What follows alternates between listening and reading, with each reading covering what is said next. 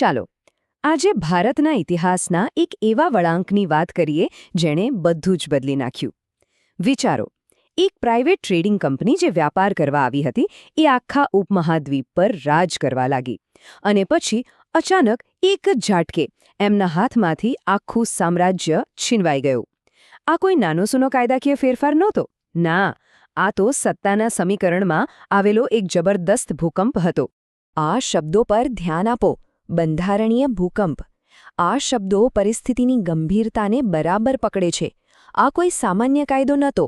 આ એક એવી ઘટના હતી જેણે ભારતના શાસનની દિશા અને દશા બધું જ હંમેશા માટે બદલી નાખ્યું. વિચારો, એક કોર્પોરેશનના રાજનો અંત અને એક સામ્રાજ્યના સીધા નિયંત્રણની શરૂઆત. આ સ્લાઇડ આખા ફેરફારનો સાર છે, એકદમ સરળ શબ્દોમાં. ડાબી બાજુ એક વ્યાપારી કંપની અને જમણી બાજુ સીધો બ્રિટિશ તાજ. સત્તાનું કેન્દ્ર એક વ્યાપારી હેતુ માટે બનેલી સંસ્થા પાસેથી સીધું એક સાર્વભૌમ રાજાના હાથમાં જતું રહ્યું. એટલે કે આ માત્ર શાસકનો ફેરફાર નહોતો, પરંતુ શાસનનો જે મૂળ હેતુ હતો, જે સ્વભાવ હતો, એ પણ સંપૂર્ણપણે બદલાઈ ગયો. તો સવાલ એ થાય કે આટલો મોટો ફેરફાર અચાનક કેમ થયો? એની પાછળનું કારણ શું હતું? કારણ હતી એક એવી ઘટના જેણે બ્રિટિશ શાસનના પાયા જ હચમચાવી નાખ્યા. ચાલો એ નિર્ણાયક બિંદુને બરાબર સમજીએ. 1857નો જે વિદ્રોહ થયો એ માત્ર એક બળવો નહોતો, એ તો એક એવો જોરદાર આંચકો હતો જેણે છેક લંડનમાં બેઠેલી બ્રિટિશ સંસદને પણ ઊંઘમાંથી જગાડી દીધી. એ સ્પષ્ટ થઈ ગયું કે લાખો લોકો પર રાજ કરવું એ કંઈ કંપની ચલાવવા જેવી વાત નથી. આ સંકટે તો ઈસ્ટ ઇન્ડિયા કંપનીની શાસન કરવાની અક્ષમતાને સાવ ખુલ્લી પાડી દીધી અને એટલે જ બ્રિટિશ સંસદને સીધો હસ્તક્ષેપ કરવા મજબૂર થવું પડ્યું.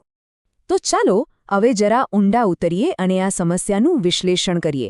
એવા તો કયા મૂળભૂત કારણો હતા જેના લીધે આ જૂની વ્યવસ્થા ટકી જ ના શકી? શા માટે તેને બદલવી પડી? જુઓ, કંપની શાસનની નિષ્ફળતાના મૂળમાં આ 3 મુખ્ય ખામીઓ હતી. પહેલું, કંપનીનો મુખ્ય હેતુ તો નફો કમાવાનો હતો, લોકોનું ભલું કરવાનું નહીં, અને આનાથી લોકોમાં જબરજસ્ત અસંતોષ ફેલાયો. બીજું, ભારત વિશેના મોટાભાગના નિર્ણયો લંડનમાં બેઠેલા ડિરેક્ટરો લેતા હતા, જેમને અહીંની જમીની હકીકતની કોઈ ખબર જ નહોતી. અને ત્રીજું, સૌથી અગત્યનું, લોકો કંપનીને એક કાયદેસર સરકાર તરીકે નહીં, પણ શોષણ કરનાર એક કોર્પોરેશન તરીકે જોતા હતા. તો આ બધી નિષ્ફળતાઓના સીધા અને નિર્ણાયક જવાબ તરીકે આવ્યો ગવર્મેન્ટ ઓફ ઇન્ડિયા એક્ટ 1858. એમ સમજો કે આ કાયદો જૂની વ્યવસ્થાનો અંત અને એક તદ્દન નવી વ્યવસ્થાની શરૂઆત હતો. આ એક વાક્યમાં જ આ કાયદાનો આખો સાર આવી જાય છે. એક જ ઝટકે ઈસ્ટ ઇન્ડિયા કંપનીનું શાસક તરીકેનું અસ્તિત્વ જ ખતમ થઈ ગયું. ભારત હવે સત્તાવાર રીતે બ્રિટિશ સામ્રાજ્યનો હિસ્સો બની ગયું. એક યુગનો અંત અને બીજા એક નવા યુગની શરૂઆત.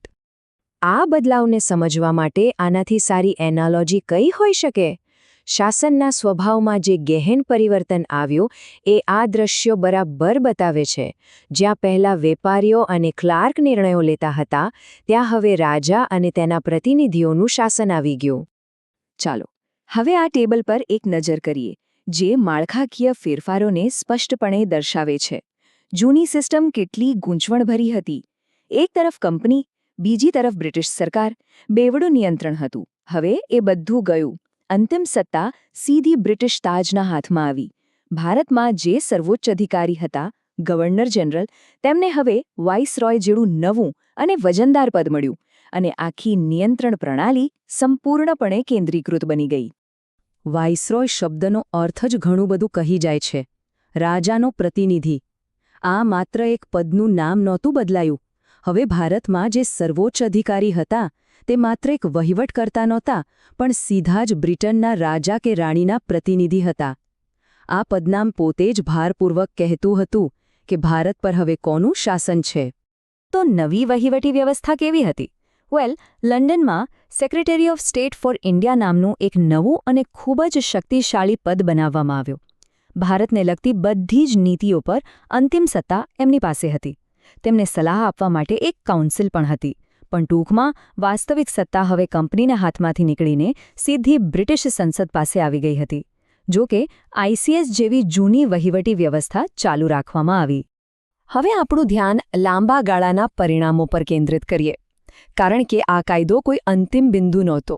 ખરેખર તો આ બ્રિટિશ શાસનના એક નવા અને વધુ મજબૂત તબક્કાની શરૂઆત હતો. ચાલો જોઈએ કે આ કેવી રીતે થયું. આ સમયરેખા જુઓ. એ બતાવે છે કે 1858નો અધિનિયમ કેટલો મહત્વનો હતો. એક એવો વળાંક હતો જેણે ભવિષ્યના સુધારાઓ માટે રસ્તો ખોલી નાખ્યો. 1861માં ભારતીયોને શાસનમાં સામેલ કરવાની એક નાનકડી શરૂઆત થઈ અને પછી ધીમે ધીમે આગળ વધીને 1935નો અધિનિયમ આવ્યો, જેણે આધુનિક ભારતના બંધારણનો પાયો નાખ્યો. આ બધાના મૂળ ક્યાંક ને ક્યાંક 1858ના આ મોટા ફેરફારમાં હતા. આ સત્તાપલટા પાછળનો જે તર્ક હતો એને સમજવા માટે આ એકદમ સરળ અને સચોટ ઉદાહરણ છે. બસ બરાબર આવું જ થયું હતું. જ્યારે કંપનીરૂપી કોન્ટ્રાક્ટરે પોતાની જવાબદારી નિભાવવામાં નિષ્ફળતા મેળવી ત્યારે બ્રિટનની કેન્દ્ર સરકારે કહ્યું, બસ હવે તમારું કામ પૂરું, હવેથી અમે સીધો વહીવટ સંભાળીશું. અને હવે આમાં એક ખૂબ જ રસપ્રદ વાત ઉમેરીએ. પ્રાચીન ભારતીય રાજનીતિશાસ્ત્રમાં કૌટિલ્યએ સદીઓ પહેલાં જ અર્થશાસ્ત્રમાં લખ્યું હતું કે શાસકનું મુખ્ય કર્તવ્ય લોકોના કલ્યાણ અને સુરક્ષાનું રક્ષણ કરવાનું છે. જો એવું ન થાય તો બળવો થાય છે. વિડંબના જુઓ, બ્રિટિશ શાસનને પણ આ જ સત્ય ત્યારે સમજાયું જ્યારે 1857ના બળવાએ સાબિત કરી દીધું કે શાસન કરવા માટે લોકોનો વિશ્વાસ અને કાયદેસરતા જરૂરી છે. અંતે ચાલો એક વિચાર પ્રેરક પ્રશ્ન સાથે સમાપન કરીએ. આ પ્રશ્ન આખી ઘટનાના મૂળમાં રહેલા તણાવને ઉજાગર કરે છે. શું કંપની શાસનનો અંત તો થવાનો જ હતો, એ અનિવાર્ય હતો, કે પછી 1857નો બળવો જ એ પરિવર્તનનું મુખ્ય કારણ બન્યો? આના પર વિચાર કરવાથી આપણને સામ્રાજ્યવાદની ગતિશીલતા વિશે ઘણું બધું જાણવા મળે છે.